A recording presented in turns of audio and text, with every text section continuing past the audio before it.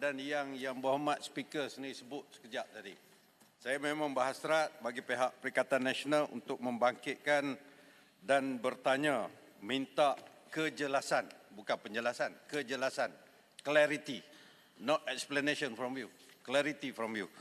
Iaitu dasar baru, kita anggap dasar baru, iaitu memberikan giliran pertanyaan soalan lisan ini dalam keadaan 6-4. Saya rasa ini adalah tidak wajar dan bercanggah dengan amalan-amalan sebelum daripada ini. Walaupun tidak tercatat di dalam standing order, this is the practice all this while yang diketahui oleh seluruh rakyat Malaysia. Di zaman Barisan Nasional mempunyai lebih daripada 2/3 majoriti pun satu-satu. Kecuali ada keadaan-keadaan tertentu yang pembangkang sikit sangat, barulah begini. Saya ingin merujuk kepada data yang berhormat sebut tadi. Anggota pentadbiran, ahli kabinet seramai 30 orang, bukan sikit 30 orang, tapi tolak 4 orang senator ni, 26 orang MP. Untuk timbalan menteri 29 orang, tolak 3 orang senator, 26 orang. 52 orang tu dah jadi anggota pentadbiran. Kita tak tahu sebenarnya yang menyokong kerajaan ni berapa, kita tak tahu. Dulu masa undi percaya kepada Perdana Menteri, tak ada dibilang. Saya tak tahu. Tak tahu ni berapa sebenarnya yang menyokong kerajaan, yang balance daripada anggota pentadbiran menjadi backbencher sebagaimana Paya Besar beritahu. Jadi, okey, itu satu yang berhormat. Yang kedua, ini adalah urusan Dewan. Sepatutnya apa-apa permohonan sama ada daripada backbencher ke daripada pembangkang dibincang dalam jawatankuasa pilihan Parlimen yang dihadiri oleh Yang Berhormat Perdana Menteri, Timbalan Perdana Menteri sebagai Ketua Whip Kerajaan, Ketua Pembangkang, saya sendiri, Seremban, Pandan, Pengerang ada di situ. Yang Berhormat sendiri jadi pengurusi, bincanglah di situ. Kata nak jadikan kita ni check and balance. Ini check pun tak ada, balance pun tak ada. Sepatutnya soalan ni banyak daripada pembangkang. Sepatutnya soalan-soalan parlimen ni bagi lebih pembangkang, baru bertanya kepada kerajaan. Ini backbencher tak payahlah tanya, you punya government sendiri. Kenapa? Pokok sayanya, perkara ini sepatutnya, dengan hormatnya Tan Sri Dipertua, sepatutnya dibincangkan dengan kami, bukan diputuskan begitu saja. Ini kepentingan bersama. Itulah saya minta satu kejelasan. Sebelum saya nak bagi Kak Beluran, sila duduk. Saya bagi Paya Besar jawab. Yang Berhormat Tan Sri Speaker, saya betul seperti mana Yang Berhormat Tan Sri Speaker sebutkan sebentar tadi, kita memang ada mengutuskan surat kepada Yang Berhormat Tan Sri Speaker atas seperti mana yang disebut oleh Tan Sri Speaker. Tetapi saya harap Kota Baru kena bersifat lebih luas. Jangan mengatakan seolah-olahnya backbencher tak perlu bertanya soalan. Kita ambil komposisi 93 bersama dengan 75. Dan sudah pasti 93 ini adalah backbencher club. Alasan yang diberikan oleh Kota Baru mengatakan 93 ini tak solid, itu satu tuduhan yang besar. Dan ini saya harap sangat dari speaker harus meneruskan keputusan ini, kerana bagi kami ucapkan terima kasih. Kerana keadilan itu bukan 50-50, Tan Sri Speaker. Keadilan itu meletakkan kepada jumlah itu, komposisi itu. Tak bolehlah bawa naratif keadilan itu 50-50. Kami juga adalah wakil rakyat yang dipilih oleh rakyat, dan kami perlu membawa usaha-usaha untuk membangkitkan dan membangunkan negara. Dan bagi saya inilah keputusan tepat. Sepatutnya Tan Sri Speaker tak boleh 6, Tan Sri Speaker. Kena 7-3, Tan Sri Speaker. Terima kasih. Baik, Beluran. Yang Berhormat Tan Sri. Ambil semua lah, ambil semua. Beluran. Ambil semua, bagi mokpok sekali. Tan Sri, Beluran. pendekatan satu soalan daripada pembangkang dan satu soalan daripada kerajaan dibuat oleh Tan Sri Pandikar Amin. Bermula pada Parlimen ke-12, Tan Sri. Pada ketika itu, Tan Sri, kedudukan ahli Parlimen pembangkang hanya 82 kerusi, tetapi dibuat oleh Tan Sri.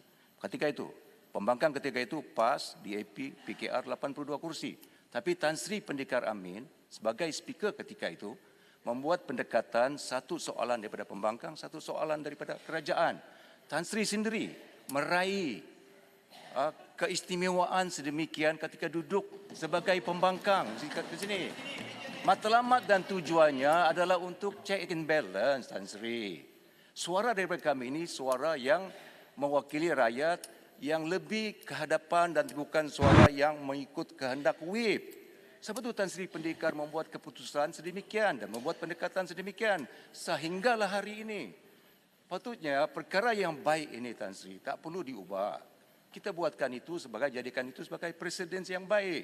Besok nanti dekat sana itu boleh duduk sini walaupun 60 kerusi ketika itu nanti kita akan laksanakan pendekatan sedemikian bagi mendengar suara daripada pembangkang untuk tujuan dan matlamat check and balance dalam parlimen Tan Sri. Yang ini tak perlulah kacau Tan Sri. Masih. Tan Sri Speaker, Petaling Jaya. Ya, silakan. Tan Sri Speaker, terima kasih. Last. Ya, terima kasih memberi peluang kepada kami untuk sebagai backbencher, selalunya suara kami tidak dapat didengar. Kerana di pihak pembangkang, pihak kerajaan ramai. Dan ini adalah satu keadilan untuk backbencher di sini. Walau bagaimanapun, di pihak pembangkang, suara mereka tetap didengar. Kerana apa yang ditanya oleh pembangkang, semua jawapan dijawab oleh kerajaan. Ya. Jadi ini bermaksud bahawa keadilan itu memang bagi kepada semua dan suara pembangkang check and balance itu tetap ada. Jadi mohonlah memberi peluang kepada kami kerana selalunya walaupun saya senior 3 term tetapi kadang-kadang soalan tak naik pun. Ya, jadi saya harap ada peluang untuk bagi kepada kami untuk membawa isu-isu daripada Bayan Baru. Terima kasih. Okey, saya tarik balik keputusan saya. Sekarang saya nak bagi ke Indra Mahkota, lepas itu sempurna. Lepas itu kita mulakan. Silakan. Terima kasih Tuan Yang di-Pertua.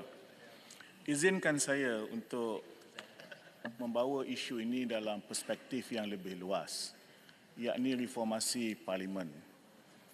Saya ingin bertanya, adakah keputusan ini dibuat dalam konteks kita melihat beberapa reformasi parlimen, sebahagian dah bermula, sebahagian yang kita nantikan ialah pelaksanaan Akta Perkhidmatan Parlimen, PSA. Tentu juga kita sedang menunggu bagaimana agaknya kemungkinan ada, ini bukan saja waktu soal jawab, tetapi juga ialah peranan Ketua Pembangkang boleh berunding non-government issues di dalam agenda dan sebagainya. Saya mohon kalau boleh, soalan lisan ini ditangguhkan dulu perubahannya supaya ia dibincang dalam konteks yang lebih besar, konteks reformasi parlimen itu. Terima kasih Tuan Yang di-Pertua. Baik, saya jemput sempurna. Last. Terima kasih Tan Sri Speaker. Saya turut serta dalam bincangkan tentang sidang parlimen ini. Saya ingat kalau dapat, Tan Sri Speaker, saya merayu semua. It is not based on number, it is not based on position yang ada. It must be issue driven. Kena kita melihat bahawa prerogatif speaker yang ada, kebiasaan dia akan menilai persoalan-persoalan satu kepentingan negara. Keduanya kepentingan rakyat yang ada. Kerana ini penting yang didengar bukan hanya di parlimen. Tapi kadang-kadang we are driven by number, we are driven by individual yang ada. Saya merayu kepada Datuk Speaker by convention. Kalau kita lihat di banyak negara di dunia, speaker is dia tak akan berpihak kepada mana. Sama ada mesti mengundi ataupun tidak, but they will listen to the important of issue raised by each parliamentarian. Satu bab. Yang kedua, saya merayu sungguhlah Tan Sri Speaker. Kadang-kadang saya ini berdiri banyak kali tapi tak sempat. Mungkin tak nampak kot. Tapi saya minta kepada Tan Sri Speaker kalau dapat. Suara-suara, contohnya kita cuma 25 parlimen saja dari Sabah. Daripada 222 saja. We have only 25. Dan kadang-kadang isu yang berbangkit tentang Sabah. Negeri Sembilan bangun sampai kadang-kadang dia dapat banyak kali rembau. Kita suara Sabah, suara rakyat Malaysia yang ada daripada sama ada Sarawak, sama ada Sabah. Bukan kita nak confine. Contohnya it must be discussed by the Sabahan MP. Tidak. Mungkin ada pandangan yang lain. Tapi suara-suara rakyat ni kadang-kadang, why don't you raise the issue? I said, I'm so sorry, akak dah berdiri dah tapi kadang-kadang mungkin tak nampak kot. Jadi saya merayu sungguh, isu yang dibangkitkan bukan hanya setakat, it must be kepentingan rakyat, kepentingan negara. Keduanya, bila berbangkit tentang isu kepentingan kawasan-kawasan contohnya, persoalan bangkit soalan tambahan datang daripada mungkin Barisan Nasional ataupun daripada pihak pembangkang ataupun tertentu, tapi bila kita bangkit tentang kepentingan rakyat, it's very relevant. So saya merayu sungguhlah Tan Sri Speaker kalau dapat, it must be issue driven and kepentingan negara, iaitu kepentingan rakyat, dan juga bagi ruang kepada ahli-ahli parlimen untuk menyuarakan suara rakyat yang mereka agak dekat dengan rakyat. Terima kasih banyak. Point of order. 366. Sangkaan jahat. Reformasi yang diperkenalkan oleh parlimen. 366.